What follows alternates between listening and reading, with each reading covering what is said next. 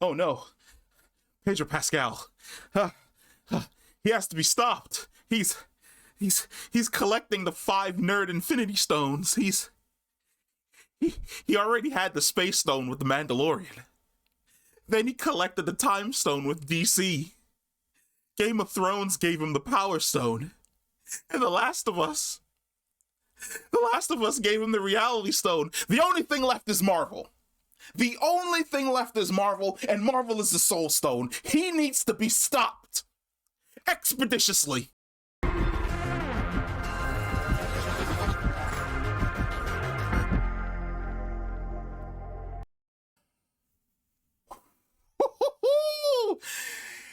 Oh my god. I think that was probably, like, I didn't want to believe the hype. Comicbooksonline.com and IGN and Forbes and all these other people were like, this is probably the greatest video game to series adaptation we have ever received. And I was like, come on, man. Y'all just mainstream publications. There's no way in hell that this series is gonna completely have me glued to my seat for an hour and 30 minutes and then have me mad that I have to wait an entire week for episode 2. You're absolutely right. That is exactly what happened here. That is exactly what happened here with this show, because this show is absolutely fantastic. Across the board, 100%, absolutely fantastic. First off, like you saw in the intro, hats off to Pedro Pascal, because my man has somehow chiseled his name into the cornerstone of nerd culture. Like, he is in so many major franchises and beloved in all of these franchises that, to be quite honest, he can do no wrong. The man is just extremely likable. And the thing about Pedro Pascal that I really, really like is he actually gives you 100% with whatever character he's playing. Is he the swag lord himself, Oberyn Martell? Is he dad of the year in The Mandalorian? Is he a psychopath with the powers of a god in the DC universe? Or is he just a really tired dad in The Last of Us, who's trying to take care of his daughter? Who's this, like, and oh my god, the character change. It's like, in the beginning, he goes through, I would say, 3 different stages of Joel. And I absolutely love that we get to see the evolution to the Joel that we have towards the end of the episode early on, which is he adapts really friggin' fast, where he's the loving, doting father. He's the kind of hard on his younger brother, eldest son. But then we see that when the situation happens, it's like, Tommy asks a great question. He says, Joel, what am I supposed to do? Because he has the gun, and the old lady comes running out of the house. And Joel's like, shoot her ass. They're driving down the street. They see the people on the side of the road. He's like, nah, we ain't picking them up. Somebody else will come along. They get into the town, and the people start running out of the theater because they're getting attacked. Run their asses over and let's go. He automatically adapted to the post-apocalyptic situation within an hour of realizing what the hell was going on. And shout out to, hold on, we got to find homegirl's name, because she was absolutely fantastic as Sarah. I am someone who played the games. And as someone who played the games, I was like, okay, there's really nothing that this show is going to do that's going to get me in my feelings. Because 5 years ago, roughly 5 years ago, when I played The Last of Us 1, that entire story was a roller coaster. And there was no bigger roller coaster moment than Sarah's death.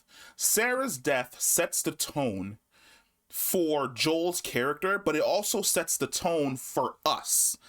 I love the fact that people who never played the game but are watching the show, that death sets the tone for basically the entire series, with how serious it is, with how broken Joel is going to be, with how where he basically turns his heart to stone and then traversing across the country out west with this little girl is going to reopen and reawaken the loving father that we see at the beginning of the series all over again. It sets the tone for how great the story is going to be, with a major tragedy in, I would say, maybe like the first 20-30 minutes. But Nico Parker, girl, you only had 15 or 20 minutes to make us love this character. But holy shit, did you knock it out of the park. Good job. And I hope we get to see more of you in other things going forward. I hope we actually get more flashbacks between her and Joel going forward, which is something that we didn't really get in the game. In the game, you get like that small segment with Sarah, and then she's gone, and then you basically have to deal with the memory of Sarah without doing flashbacks to Sarah. I'm really hoping that we get to see more of both her and Joel interacting as he opens up to Ellie in the series going forward. Pedro Pascal, Gabriel Luna, fantastic. The second Pedro Pascal started talking, I was like, yeah, he's Joel. I know a lot of people were like, he doesn't look like Joel. I think Nicola Costa-Waldau from Game of Thrones should be Joel. Nah, he's Joel. The way in which he wakes up, his entire gruff attitude, the way in which he like he emotes and he speaks. Yes, some of the lines are taken directly from the video game. That is a good fucking choice, because it's a video game adaptation. You want to be as faithful to the source material as humanly possible and only make changes that don't really transition well from the game to a live action series, because game mechanics don't really work well in live action. Gabriel Luna as Tommy Miller, also fantastic choice. I love the banter between the both of them. I love the fact that Joel more or less takes charge initially, and then we're probably going to see a kind of flip where Tommy is gonna like low-key kind of distance himself from Joel and try and strike it out on his own, especially since they've been together for like 20 years.